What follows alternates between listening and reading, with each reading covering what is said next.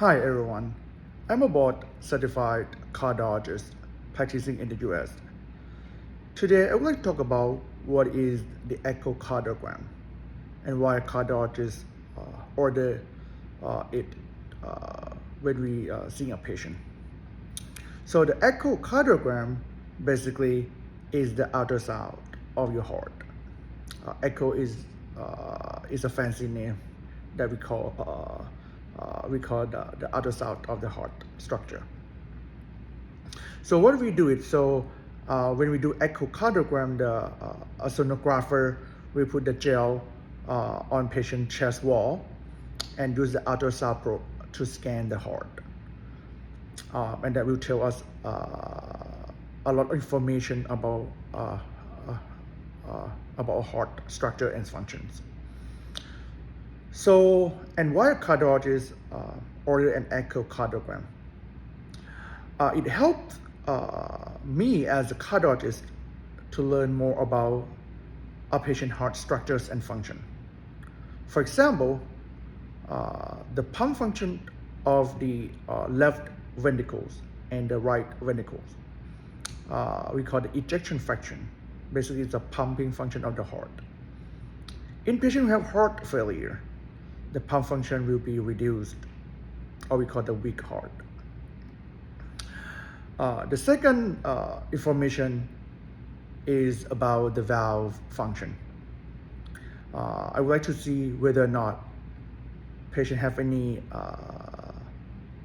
leakage or leaking valve, or we call regurgitation, or stenotic or narrowing of the heart valve, we call stenosis. For example, aortic stenosis or aortic regurgitation. Thirdly, it also tells cardiologists about whether or not a patient have any other structural heart diseases. For example, any abnormal wall thickening. For example, in a patient who have a hypertrophic cardiomyopathy, we will see the abnormal wall thickening in an asymmetric fashion. Or a patient who have a long-standing hypertension, they may have abnormal wall thickening in the symmetric fashion, which is the opposite from the hypertrophic cardiomyopathy, who will have an asymmetric wall thickening. Echo also tells us whether or not patient have any enlargement of the heart chamber.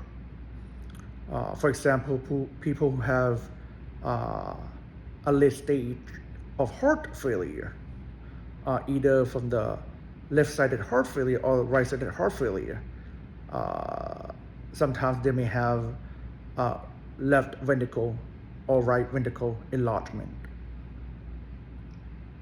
Or people who have atrial fibrillation, they may have the left atrial enlargement associated with the atrial fibrillations. And finally, people who have acute pericarditis or inflammation of their pericardium, they may have the small or large or moderate fluid around their heart. We call pericardial effusions.